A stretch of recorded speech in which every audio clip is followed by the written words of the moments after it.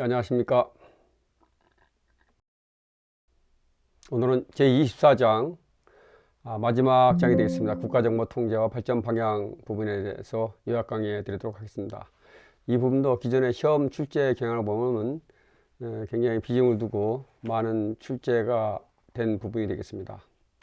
페이지는 573페이지부터 요약 강의해 드리도록 하겠습니다. 먼저 1절 국가정보기관의 민족통제입니다.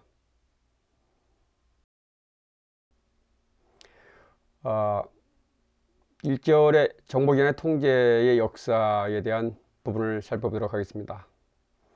국가정보기관에 대한 민주적 통제는 세계적으로 민주주의 발전과 함께 강화되어 왔습니다. 각국은 정보기관의 권한 남용, 불법행위, 정보 실패 등을 계기로 법적, 제도적 감독 장치를 발전시켜 왔고, 특히 미국 같은 경우는 1970년대부터 의회 중심의 통제를 선도적으로 시행을 하여 왔습니다. 반면 사회주의 국가나 독재 국가 등에서는 이러한 민주적 통제가 여전히 미흡한 상태에 있다고 볼 수가 있습니다. 한국의 경우는 이제 정권이 교체될 때마다 정보기관에 대한 조사와 개혁이 반복되면서 제도적인 발전은 이루어졌는데 어느 정도 국회 중심의 민주적인 통제보다는 정권 주도의 내부 통제가 많았다는 한계가 있습니다. 따라서 형식적인 조직 개편이나 인사 중심 개혁을 넘어서 국회와 언론에 의한 실질적이고 지속적인 민주적인 통제 체제로 발전할 필요가 있습니다. 일반적인 통제의 개념을 보시면은 먼저 업무 수행 과정에서 감독과 책임 추궁을 통해서 일탈을 규정하고 법에 근거한 업무의 적정성과 전문성, 효율성을 확보하려는 재반 행위를 의미합니다.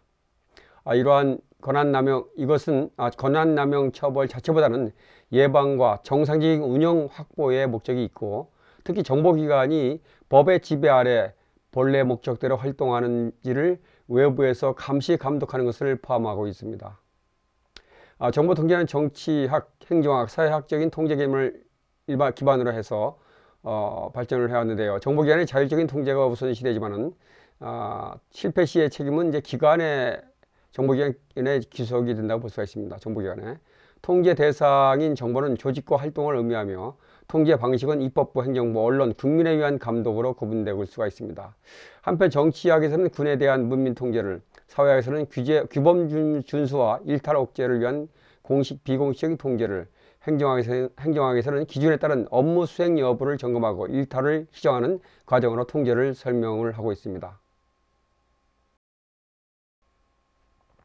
국가통제의 개념을 보시면은 국가통제라는 것은 정보기관이 조직 목표에서 일탈하지 않도록 일정한 기준을 설정하고 다양한 수단을 통해서 활동을 평가, 시정하는 전반적인 관리 감독 과정입니다. 이 정의는 굉장히 중요합니다. 과거에 시험에 나온 적이 있죠. 용어상 통제는 대통령과 행정부 중심으로 정보기관을 관리 조정하는 것을 의미하며, 감시, 오버사이트는 이제 국회가 중심이 되어서 정보기관의 조직과 활동을 점검 감독하는 개념으로 사용됩니다. 일반적으로 민주주의 국가에서의 의회의 감시 기능이 강조되고 있죠. 통제 주체는 행정부 수반, 국회, 언론, 시민단체 등으로 다양하고 주체에 따라서 통제 기준과 방식이 달라질 수가 있습니다. 통제의 핵심은 이제 정보활동의 적법성과 적정성을 확보하는 것으로서 계획 수립의 타당성과 정보 수요 충족, 정보 수집 분석 능력, 예산 집행의 적법성, 법 준수 여부, 정치적인 중립성 유지 등을 종합적으로 점검하는 데 있습니다. 그러면 이제 국가통제의 에는 이제 통제의 방법과 수단, 통제의 내용, 그리고 다른 학자들의 입장을 보시면요. 먼저 정보통제는 이제 내부적으로는 직무명령권을 통해서 통제를 하고, 외부적으로는 소청심사와 행정소송, 국회 정보위원회 등을 통한 통제가 있고요. 행정부의 업무 조정과 수사지, 또 국회의 국정감시와 예산감사와 같은 사후적인 통제, 그리고 정보 공개 제도 등 다양한 방식으로 이루어진다고 볼 수가 있습니다. 또한 국민 여론과 언론, 정당에 의한 사회적인 통제, 예산을 통한 경제적인 통제, 또 사법적인 책임을 묻는 사법적인 통제 등의 민적인 통제 수단도 포함된다고 볼 수가 있습니다. 통제의 주요 내용은 이제 예산 집행의 적정성과 정보 수요의 충족 여부, 또 정보 분석의 질, 조직의 자체 통제와 역동성, 그리고 활동 목표와 계획의 적절한 수립과 이행 여부를 점검하는 데 있고요. 학자들은 이제 대체적으로 정보기관의 정치 개입을 배제하고 전문적인 정보활동에 집중해야 하며 민주적인 통제가 오히려 기관의 효율성과 정당성을 높인다는 원칙론이 있고, 또 정치 개입의 불가피성을 일부 인정을 하되 기본 원칙들을 중시하는 중도적인 입장으로 구분될 수가 있습니다.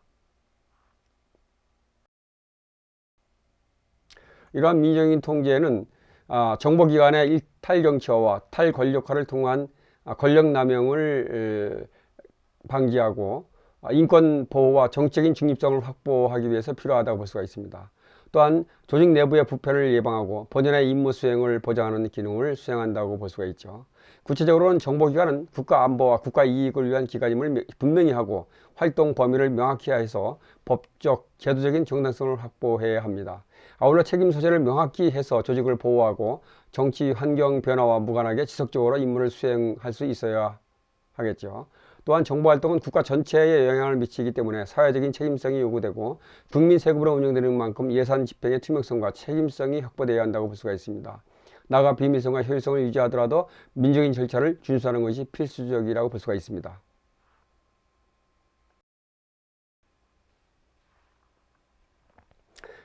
이어서 국가정보기관의 통제 기준과 한계에 대한 내용이 되겠습니다. 먼저 정보기관의 의회 통제의 기준이 되겠습니다.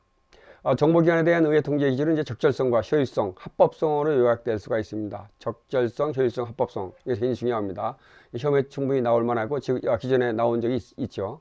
적절성은 정보활동이 법률과 윤리에 부합하며 국가 목적에 맞게 수행되는지를 점검하고 정보 왜곡이나 정책인 이용 가능성을 방지하는 데 초점이 있습니다. 이 적절성에 대한 내용도 나온 적이 있고, 효율성에 대한 문제 나온 적이 있습니다. 효율성은 예산과 조직 운영이 임무 달성에 효과적으로 활용되고 있는지를 평가하는 것으로서 국민 세금 사용에 대한 성과 확보를 요구하고 있는 측면이 되었고요. 합법성은 정보 수집 과정이 법을 준수하는지를 확인하는 것으로서 불법 행위는 처벌 대상이 되며 국가의 신뢰와 이익에도 영향을 미치는 상황이기 때문에 중요하다고 볼 수가 있습니다. 따라서 이와 같은 적법성과 효율성, 적절성, 합법성, 이건 굉장히 중요한 용어로서, 통제의 중요한 용어로서 여러분들 반드시 숙지를 해야 되겠습니다. 이어서 이제 통제의 유형과 성격, 그리고 학자들에 의한 민적인 어떤 복수행위자들에 대한 민적인 통제, 업무 통제의 효용성과 중립성 훼손 요소 등을 살펴보도록 하겠습니다.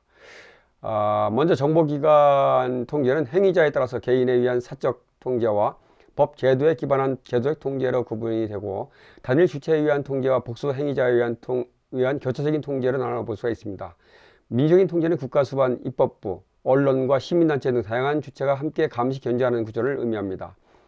이러한 통제는 정보기관의 정책 부담을 줄이고 또 예산 남용을 방지하고 또 행정의 책임성과 효율성을 높이는 데 기여할 수가 있습니다. 한편 정보기관의 중립성을 훼손하는 요인으로는 정보의 독점과 이에 따른 남용 가능성, 또 비밀 활동으로 인한 외부 검증의 어려움, 그리고 최고 권력자 중심의 집중된 지휘 감독 체계가 지적되고 있습니다. 이어서 3항 정보기관의 민정적 통제 수단이 되겠는데요. 이 정보기관에 대한 민정적 통제는 민주적인 기본 질서와 정보기관의 목적을 조화시키기 위해서는 필수적이라고 볼 수가 있습니다. 통제와 감시가 없을 경우 정보기관이 국가안보가 아닌 정권안보의 도구로 전락할 위험이 있고, 정보의 독점은 사회와 국가 전반에 부정적인 영향을 미칠 수가 있다는 것이죠. 반대로 민주적인 통제는 정보활동의 객관성과 정당성을 확보하고 투명성과 책임성을 강화해서 정치적인 오용과 불필요한 외부 공격으로부터 기관을 보호할 수가 있습니다. 또한 국민 세금으로 운영되는 만큼 예산의 적절한 사용을 보장하기 위해서도 통제는 반드시 필요하다는 것이죠. 이 통제 방법 중에는 최고 정책 결정자에 의한 행정적인 통제가 있는데요. 이 최고 정책 결정자의 통제는 인사권과 조직 개편권, 행정명령권 등을 통해서 이루어집니다.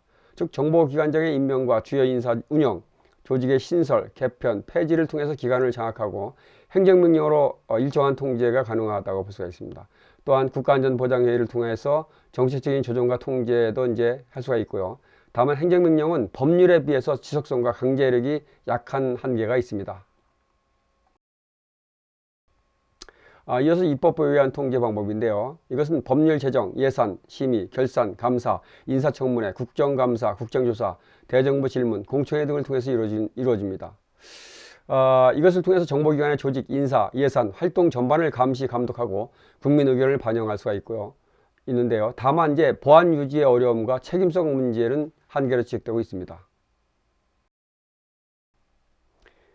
이어서 사법부에 의한 통제는 시민의 고소를 통해서 법원이 정보기관의 비밀 활동을 심사하고 공정한 재판권과 신체의 자유, 사생활 보호, 표현의 자유 등 기본권 침해 여부를 판단해서 정부의 과도한 비밀주의를 견제하는 데 목적이 있습니다.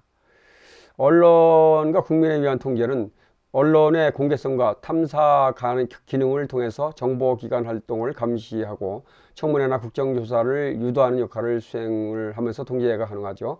다만 언론은 전문성과 책임성이 요구되고 있고 국가안보를 고려하지 않은 선정적인 보도는 한계로 지적되고 있습니다. 이러한 국가정보기관의 활동은 여러 제약을 받고 있는데요. 윤리적으로는 비밀유지 원칙이기 때문에 개인 신념과 충돌할 수 있고 법적으로는 암살, 고문 등 행위의 정당성 문제가 제기되고 있습니다. 또한 언론의 자유와 국민의 알 권리가 때로는 국익과 충돌할 수가 있고요. 정보 분석관과 정책 결정자 간의 관계 설정에서도 왜곡이나 갈등이 발생할 수가 있습니다. 이어서 통제의 전제조건과 한계가 되겠습니다. 먼저 통제의 전제조건으로서 통제가 효과적으로 이루어지기 위해서는 몇 가지 전제조건이 필요한데요. 먼저 정보기관의 임무 일탈 가능성이 존재해야 통제의 필요성이 발생한다는 것이죠. 또한 명확한 통제 목표와 기준이 사전에 설정되어야 하고 이것을 실행할 수 있는 수단과 자원이 확보되어야 합니다. 아울러 통제 주체는 정보 업무에 대한 충분한 이해와 전문성을 갖추어야 효율적인 통제가 가능하다고 볼 수가 있습니다. 의회의 민주적인 통제와 전제조건인데요. 의회의 정보기관의 통제가 효과적으로 이루어지기 위해서는 제도적인 운영 기반이 필요합니다.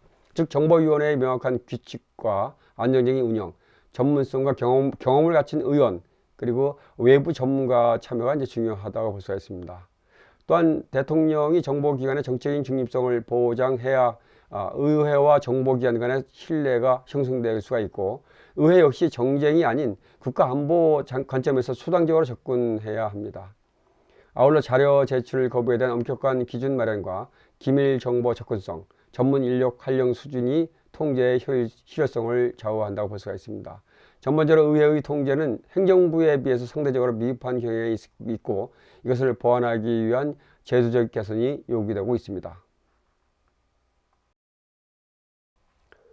행정부에 의한 통제의 장점과 한계입니다. 행정부에 의한 정보 통제는 정보기관의 통제는 이제 정책 수립과 정보 요구 설정 그리고 주요 활동 보고를 통해서 이루어지고 있고 예산과 책임 공유를 통해서 실질적인 통제가 가능하다는 장점이 있습니다. 특히 전문성과 경험 측면에서는 의회보다는 효율적인 통제가 가능하다고 볼 수 있죠. 그러나 정보기관과의 과도한 밀착이 될 경우는 정보의 정치화를 초래할 수가 있고 반대로 통제가 약하면은 일탈이나 사익 추구가 발생할 수 있는 위험이 있습니다. 또한 과도한 통제는 정보 능력 약화를 초래할 수 있는 사례도 존재하고 있습니다. 따라서 비밀 활동의 적절한 문서화와 독립적인 외부 기구 활용이 필요하고 행정부 통제는 의회 통제와 충돌이 아닌 상호 보완적으로 이루어져야 한다고 볼 수가 있습니다. 또한 언론에 의한 통제의 한계입니다. 언론에 의한 정보기관 통제는 공식 권한이 없습니다. 그래서 비공식적인 간접적인 방식에 그치는 한계가 있죠. 또한 언론의 이윤 추구와 외부 압력으로 인해서 감시 활동의 지속성이 약화될 수가 있고요. 정치적인 환경에 따라서 통제의 효과도 달라질 수가 있습니다. 언론은 주로 사후적인 문제 제기에 집중을 하고 있고 비밀 정보 특성상 보도에 제약이 따르고 있죠.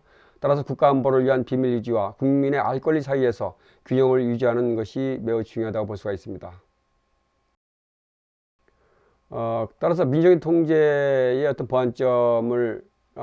민주적인 통제를 보완하기 위해서는 정보기관의 정통성과 준법성, 정보의 신뢰성, 정치적인 투명성, 그리고 외부 지위에 대한 존경성과 신뢰 확보가 중요하다고 볼 수 있습니다. 또한 내부적으로는 자율적인 감찰과 통제 강화, 직원들의 윤리의식과 책임성 제고가 필요하고, 외부적으로는 이제 언론의 전문적이고 책임 있는 감시와 국민의 균형 잡힌 인식이 요구되고 있습니다. 즉 정보기관, 언론, 국민 모두의 공동 노력과 합의가 민주적인 통제의 실효성을 높이는 핵심이 된다고 볼 수 있습니다. 감사합니다. 다음 시간에 파트 5 24장에서 제2절 한미 통제의 형태와 3절까지 요약 강의해 드리도록 하겠습니다. 592페이지까지 요약해 드리도록 하겠습니다. 582페이지부터 592페이지요.